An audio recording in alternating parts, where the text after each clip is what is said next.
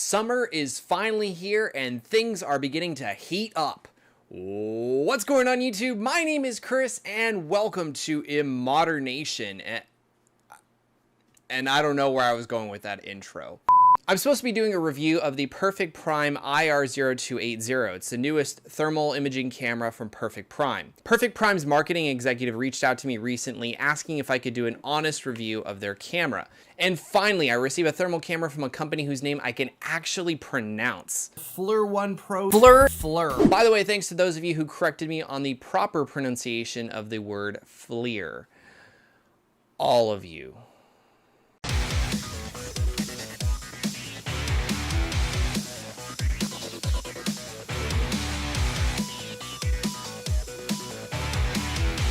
This is the IR0280 from Perfectprime, and it comes in an anti-static bag?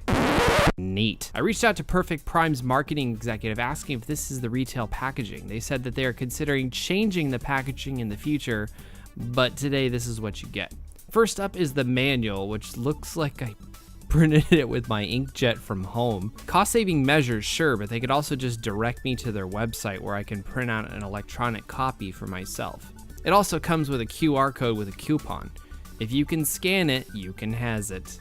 Also comes with a mini USB charging cable. I can't believe it's not a proprietary charging cable. I'm sick of companies making me shell out more cash for more cables. Thank you, Perfectprime. And of course the big unit, which is actually not that big. It's about 8.5 inches or 21 centimeters. The color screen is 45 by 60 millimeters, and it comes with 5 button controls with a trigger on the back, including menu, power, and directional controls. Seems easy enough.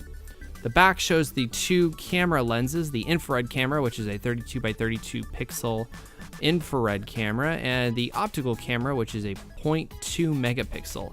This isn't high resolution like your cell phone camera, but it doesn't have to be. The camera claims it could read temperatures between -30 and 1000 degrees Celsius, and I'll do my best to test that out. Let's turn it on, and no power right out of the bag.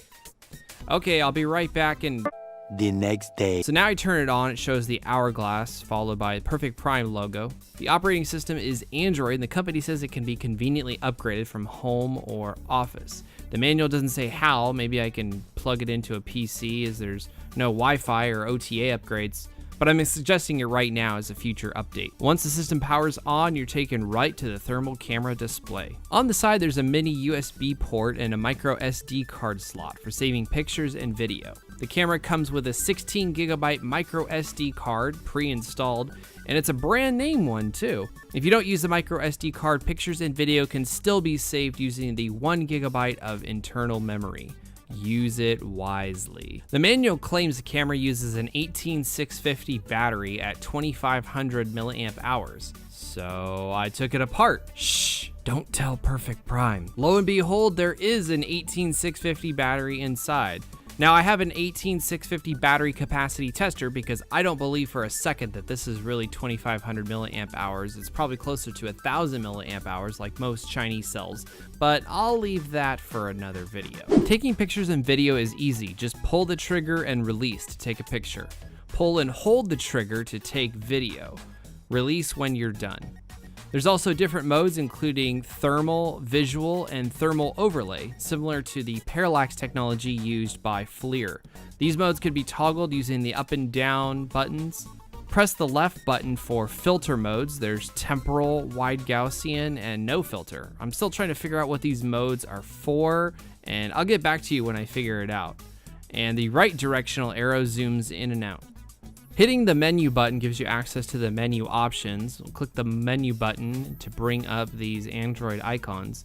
You have display brightness, date, time, auto off timer, temperature alarm, auto monitor alarm, the units, emissivity, the gallery section, image format, factory reset, color palette, palette on or off, coffee cup, and min-max crosshairs on or off. If you're tired of using the directional controls all the time, you might have discovered that the screen is also a touch screen. So instead of using the directional buttons, you can simply click on the icon of your choosing. You can also move the temperature sensor around on the thermal camera display. Now, display brightness can be changed, but don't forget that screen brightness affects battery life. In fact, most Samsung Galaxy owners could tell you that as well.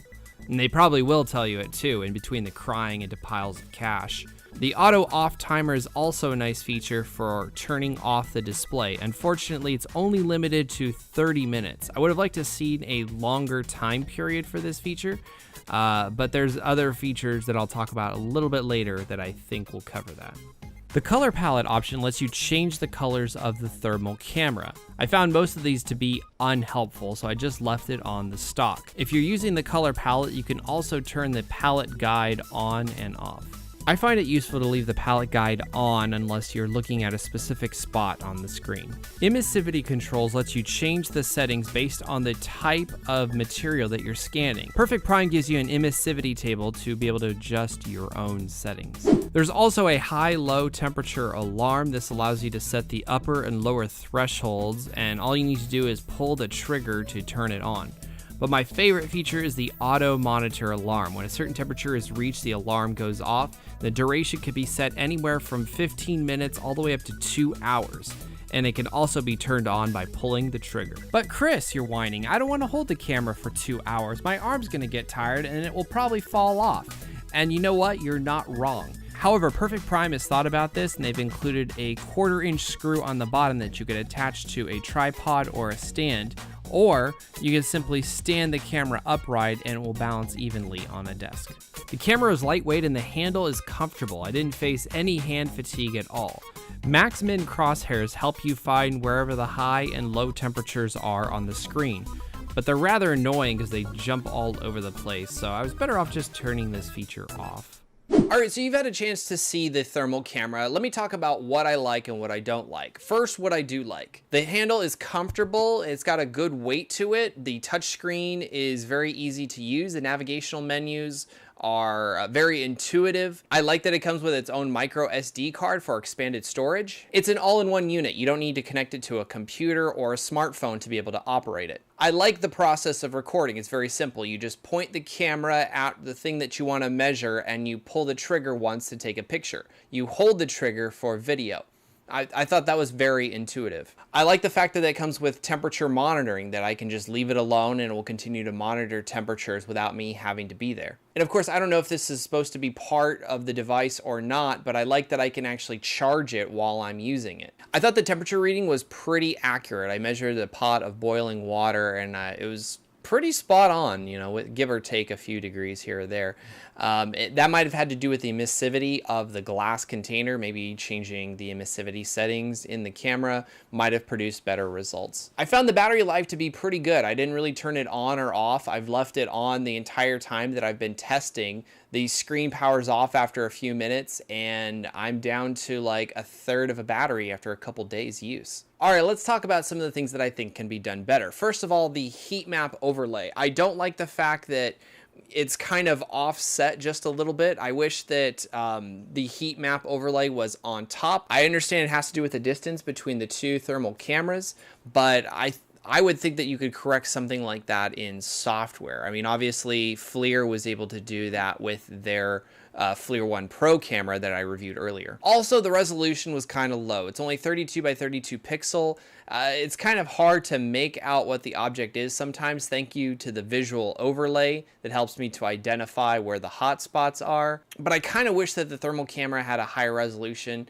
Again, you will see that reflected in the price, which I'll talk about later. There's only 30 minutes of on time with this, but of course that could be changed in monitoring where it could be left on for up to 2 hours. Even though I liked the long battery life, it took way too long to charge the battery. So with this device, you're going to want to constantly keep it charged, much like a cell phone. There's no quick charge or dash charging to be able to charge this thing up really fast. If it dies, you're going to be stuck without using the device for a while. Even though the video recording and the pictures were a nice feature, I don't like the fact in video recording that you have to hold the trigger the entire time in order to record. I wish that you kind of had another option where you click and hold once maybe to activate video and then you click again to turn video off. That way I don't have to be there standing the entire time in order to record a video. I think that would be a good option in a future update. And finally, there are some aspects of this device that remind you that this isn't really a high-end device. One of the things that I noticed is the buttons. How do I say this? The controls were slightly off-center. These little printed triangles weren't quite centered on it. I know that has to do with the manufacturing process. It's not a major gripe, especially when you consider the price, but it is just something that I noticed. Lastly, let's talk about price. I wanted to keep this out of the pros and cons because this is really a big factor. They could go either way depending on features and budget. So this device at the time of the review goes for about $210, which is considerably cheaper than a lot of other thermal imaging cameras. However, depending on the features and what you're looking for, you might want to spend a little bit more money to get a higher end. This is definitely a device more for hobbyists, not for contract professionals. If you're going to be doing a lot of thermal monitoring, especially you want multiple temperature points on whatever it is that you're scanning, you're probably going to want to move more towards a device like a FLIR 1. All right, so I've talked a lot about the FLIR 1 Pro, and that's because I reviewed this device previously in another video. By the way, if you haven't seen that video, oh, wrong way, idiot. That way. Click on the card in the upper right corner. The first thing I want to point out to you about this device is that it's half the price of the FLIR 1 Pro. It's also an all-in-one unit. It doesn't require a cell phone to attach to it, unlike the FLIR 1, which required an iPhone or an Android. By the way, if you have an Android device, it does require a USB Type-C connector. So your older Android device, not going to cut it with this one. Second of all, what's nice about this is it has a greater range of temperature. Now, remember, it goes from -30 all the way up to 1,000 degrees Celsius. The biggest standout difference between the two is the resolution. The cameras for the FLIR 1 are considerably higher. The camera for the FLIR 1 has a 1080p optical camera, whereas the Perfectprime only has a 0.2 megapixel, which I think if you do the calculations is around 400 by 400 pixels. So right there off the bat, you notice that even the optical cameras are different. The other difference is the thermal camera. The FLIR 1 has a resolution of 160 by 120 on the thermal camera, whereas the Perfectprime only has a resolution of 32 by 32. I don't think this is going to hurt for too many people, but you are going to notice immediate difference between using the two products. One thing I can appreciate about this handheld device is the battery life. The battery life on this device is significantly better than that of the FLIR 1. I remember using the FLIR 1 Pro. Even after 10 minutes of use with the FLIR 1, the battery life drops significantly. This one, like, the battery will go at least for maybe a day, 2 days, maybe more, especially when it idles. The other thing that you're going to lose with this device is a lot of functionality. So the FLIR 1 definitely comes with a lot more options. It has the gallery, it has the full application for your smartphone, which, by the way, does require you to have an account to use. So thankfully, this one doesn't have an account. And I know that was a deal breaker for some of you that talked about it in the comments section of my last video. Don't need an account, don't need an app, don't need a smartphone. This is it, and it's half the price. So those are just some things to consider if you're looking for a thermal imaging camera. If you're looking to buy a thermal imaging camera, the first thing you need to ask yourself is what features do you need, and if you can afford to take shortcuts on certain things. I think this is a great device for a hobbyist. If you are going to be professionally recording and you want the highest resolution possible and you're not just looking to monitor something, you probably want to go with the FLIR 1. But if you're just looking for a quick temperature measurement, this is the one to get. By the way, I want to let you know this weekend only, the IR0280 is 20% off on the Perfectprime website if you use the promo code 20OFF. If you're watching this video a little bit late and you weren't able to get on that sale, not to worry, because you can still get 10% off if you use my promo code IMMODERNATION, and that's case sensitive with a capital I and a capital N. Full disclosure, I do receive a commission when you use my coupon code. See, I'm not a shill, I'm a sellout. Well, now that I've got this thermal imaging camera here, I'm gonna go light some things on fire and see how hot they burn. I'm just kidding. Please don't do that. Oh, I'm gonna lose my YouTube account, aren't I? Thank you so much for checking out this video, and if you enjoyed it, make sure you slap that like button below and share the video. And while you're at it, why not join the Modern Nation and get subscribed by clicking on that subscribe button below. And hey, when you do, don't forget to click on the bell icon inside the button to be notified the moment that I release new videos. If you have any comments or questions, be sure to leave them for me in the comment section below, or why not hit me up on social media? I'd love to hear from you guys. And when you buy products from Amazon, consider using the affiliate links in the video description below. Thank you again so much for watching, and I will see ya!